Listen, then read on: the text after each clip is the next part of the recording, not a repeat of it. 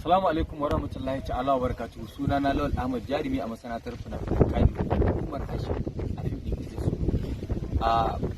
Ina ma buta kallon shahararren fim ɗin mai suna Izzasu. Ina so in yi amfani da wannan dama in faɗa muku da cewa wannan satin mun samu tangarɗa ta na'ura, saboda haka ba za mu iya kawo muku shi gobe Lahadi ba saboda wannan matsala ta na'ura da muka samu. Amma dai insha Allah muna sa ran za mu kawo muku shi ranar Laraban nan mai zuwa a maimakon ranar Lahadi ta gobe, saboda matsalar da muka samu dole sai mun magance ta. Sannan mun gaya muku wannan ne domin kusancewa ba wai fim din ne ba ƙasa ba kuma wai mun tafi hutu bane ba. An samu matsala ne ta na'ura kamar yadda muka samu a wancan satin, to wannan satin ma haka muka ƙara samun ta.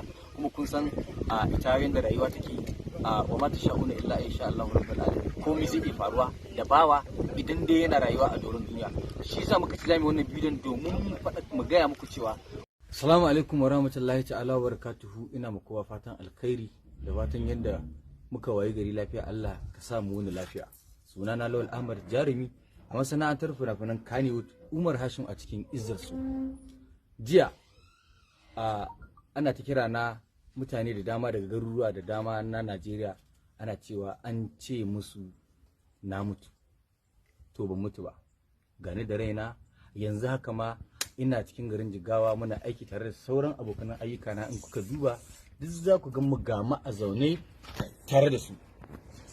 To saboda haka ina so in shaida ma al'umma musulmai masu kaunan mu cewa wannan magana da ake ta yadawa cewa Lawan Ahmad ya rasu, ya mutu, ko ya yi accident, ya yi hadari a mota ya mutu, to ba gaskiya bace ba. Lawan Ahmad ina nan da raina, kuma ina so mutane su san cewa kowa zai mutu a rayuwarsa, to amma kowanne da lokacinsa.